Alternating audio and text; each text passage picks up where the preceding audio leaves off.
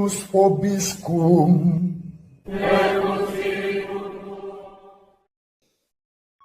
Sahabat peradaban kasih ekologis yang terkasih, selamat berjumpa dalam Renungan Harian bersama saya, Romo Alawis Budi Purnomo PR, melalui channel ini. Semoga panjenengan selalu sehat, tetap semangat tanpa sambat, selalu bahagia, kebahagiaan yang bersumber dari Tuhan Allah kita. Sebagaimana saya mengalaminya, kebahagiaan yang bersumber dari Tuhan. Tetap semangat dalam sehat maupun sakit, untung maupun malang, suka maupun duka. Mari kita awali perjumpaan kita dengan bersatu di dalam doa. In nomine Patris et Filii et Spiritus Sancti.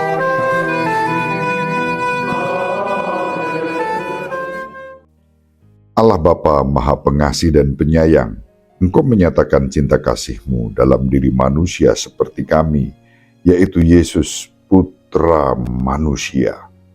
Semoga hidup kami selalu mengarah kepadamu dengan terus-menerus memperbaharui diri dalam pertobatan.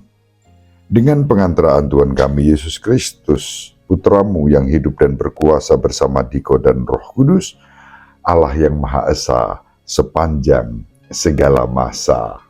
Amin. In nomine Patris et Filii et Spiritus Sancti.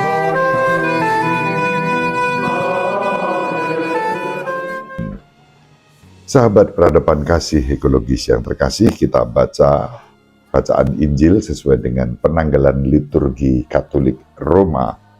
Hari ini kita membaca Injil Matius bab 10 ayat 16 sampai 23.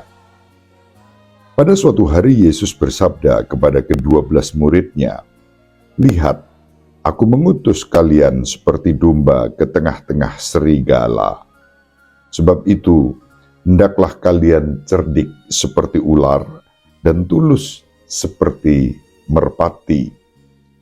Tetapi waspadalah terhadap semua orang, sebab ada yang akan menyerahkan kalian kepada majelis agama, dan mereka akan menyesah kalian di rumah ibadatnya. Karena aku, kalian akan digiring ke muka para penguasa dan raja-raja sebagai suatu kesaksian bagi mereka dan bagi orang-orang yang tidak mengenal Allah. Apabila mereka menyerahkan kalian, janganlah kalian khawatir akan bagaimana dan akan apa yang harus kalian katakan, karena semuanya itu akan dikaruniakan kepadamu pada saat itu juga. Karena bukan kalian yang berbicara, melainkan Roh Bapamu. Dialah yang akan berbicara dalam dirimu. Orang akan menyerahkan saudaranya untuk dibunuh. Demikian pula seorang ayah terhadap anaknya. Anak-anak akan memberontak terhadap orang tuanya dan akan membunuh mereka. Dan kalian akan dibenci semua orang oleh karena namaku. Tetapi barang siapa bertahan sampai kesudahannya akan selamat. Apabila mereka menganiaya kalian di suatu kota, larilah ke kota yang lain. Aku berkata kepadamu, sungguh sebelum kalian selesai mengunjungi kota-kota Israel, Anak Manusia sudah datang." Demikianlah sabda Tuhan. Terpujilah Kristus.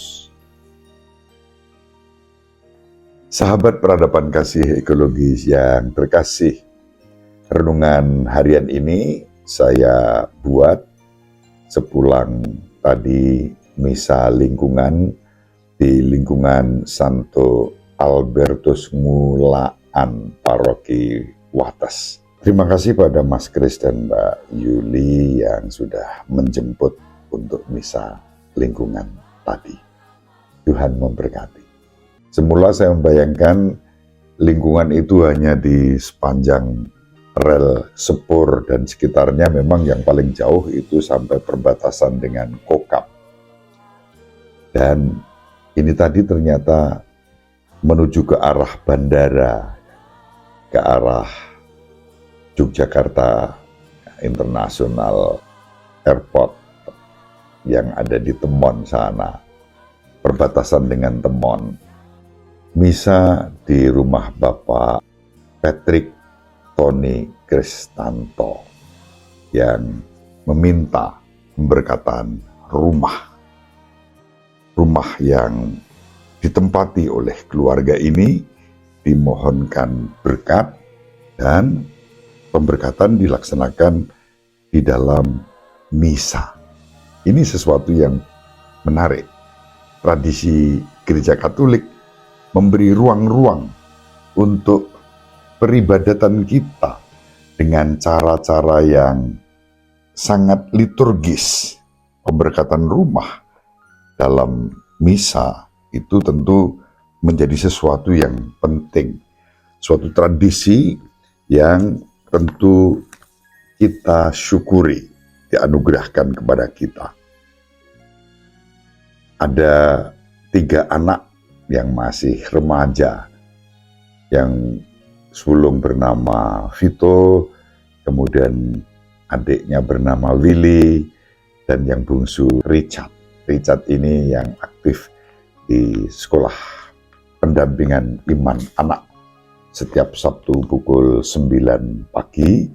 Kalau tidak ada alangan, itu anak-anak berkumpul bersama orang tua dan juga pendamping iman anak di sayap barat Gereja Wates. Sahabat peradaban kasih ekologis yang terkasih, saat misa di lingkungan tadi, saya cukup kagum, banyak umat yang ikut, termasuk anak-anak dan remaja. Maka khusus anak-anak tadi yang hadir saya ajak untuk berfoto bersama seperti tampak dalam layar ini.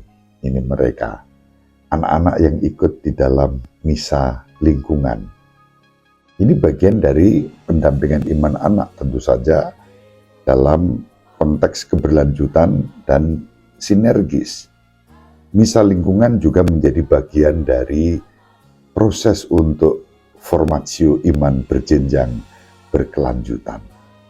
Dan begitulah dalam Injil diwartakan kepada kita bahwa kita memang dipanggil untuk terus memberikan kesaksian. Meskipun ada tantangan, ada kesulitan. Tantangan dan kesulitan 2000 tahun gereja Katolik ada, itu selalu menyertai keberadaan gereja, penganiayaan, kemartiran. Dan di dalam kemartiran itulah iman kita bertumbuh, berkembang, dan berbuah. Barangkali tantangan zaman ini berbeda. Masih ada penganiayaan dalam arti tertentu, penolakan atau pembubaran yang sedang berdoa atau beribadah. Tetapi sebagian besar di wilayah Negara Kesatuan Republik Indonesia kiranya menunjukkan situasi yang positif. Buktinya, saya di Wates atau di tempat-tempat yang pernah saya layani sebagai pastor, hampir setiap hari kita merayakan Ekaristi, misa lingkungan, dan itu baik-baik saja, aman-aman saja. Di semua tempat yang kita layani.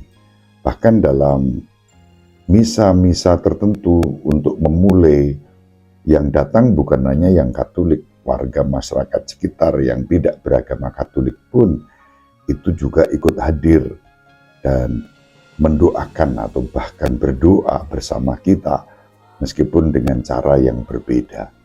Dan ini sesuatu yang menjadi berkat kita syukuri di negeri kita, Negara Kesatuan Republik Indonesia.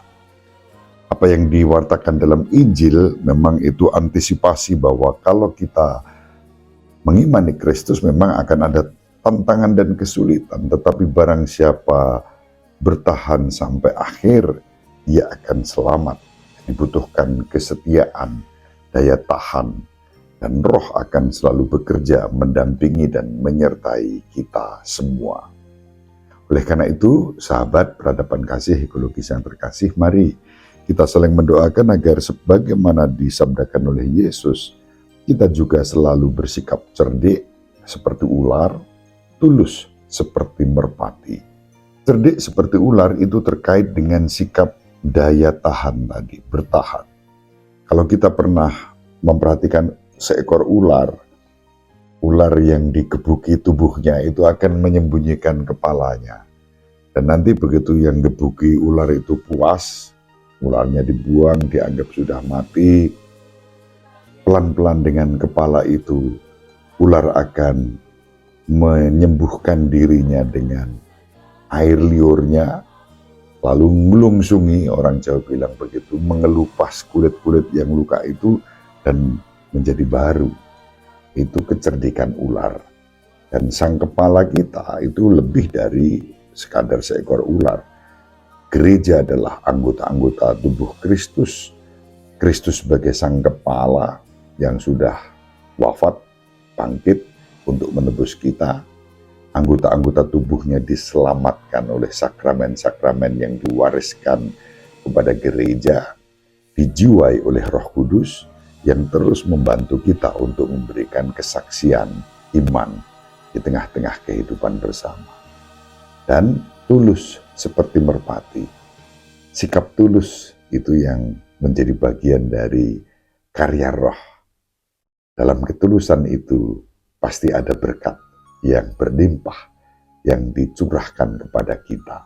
Tidak perlu menjadi takut, khawatir, benci, marah ketika menghadapi tantangan dan kesulitan. Justru kita bersyukur. Setiap kali kita mengalami tantangan dan kesulitan, saat itulah gereja pada jati diri yang sejati, kemartiran, kesaksian, membuat persekutuan bertumbuh, ditopang dengan liturgi ibadah yang kita tekuni dengan taat dan setia. Sahabat peradaban kasih ekologis yang terkasih, mari kita persembahkan hidup kita agar menjadi berkat di dalam kehidupan bersama, mewartakan sukacita Injil dalam hidup ini. Ibu Maria dan Bapak Yosef selalu mendoakan kita, semoga panjenengan semua sahabat peradaban kasih ekologis yang terkasih, bersama seluruh anggota keluarga dimanapun berada, dibimbing, dilindungi, dan diberkati oleh Allah yang Maha Kuasa, Bapa dan Putra dan Roh Kudus. Amin.